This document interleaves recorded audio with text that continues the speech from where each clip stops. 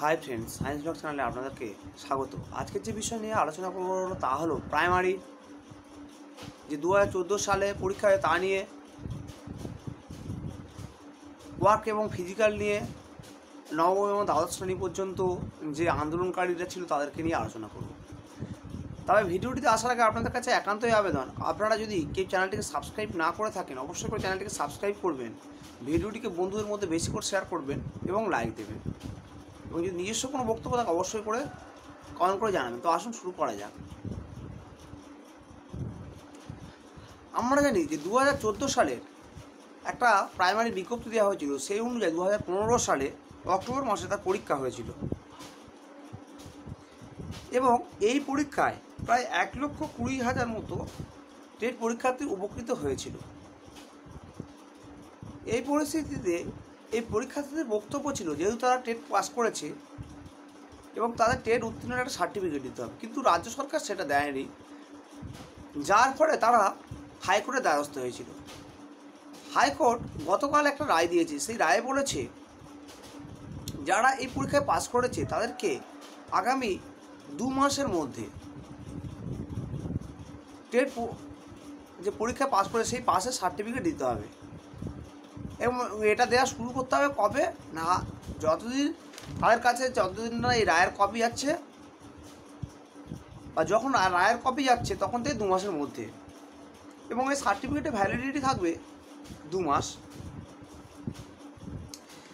এরপরে আসি work education এবং ফিজিক্যাল এডুকেশানের বিষয়ে। ওয়ার্ক এডুকেশান এবং ফিজিক্যাল এডুকেশানে হাইকোর্টের রায় দিয়েছে, যে রায়টাতে তা হলো যে ওয়ার্ক এবং ফিজিক্যাল এডুকেশনের ওপর একটা হাইকোর্ট স্টে অর্ডার ছিল। গতকালকে সেই স্টে অর্ডারের ওপরে হাইকোর্ট জানিয়েছে যে আরও 6 সপ্তাহ এইটার ওপরে বা ওয়ার্ক এবং ফিজিক্যালের নিয়োগের ওপরে স্থগিতাদেশ দেওয়ার রইল, অর্থাৎ ওয়ার্ক এবং ফিজিক্যাল এডুকেশনের যে স্থগিতাদেশ আরও সেটাও প্রায় 6 সপ্তাহ বাড়ল। এরপর আসি নবম থেকে দ্বাদশ শ্রেণীর যে আন্দোলনকারীরা আন্দোলন তাদের বিষয় নিয়ে। আমরা জানি যে কালকের একটা রিপোর্ট এসএসসি তরফ থেকে শিক্ষা দপ্তরকে দেওয়ার কথা ছিল, এবং এই মুহূর্তে তাদের থেকে যে খবরটুকু পাওয়া যাচ্ছে যে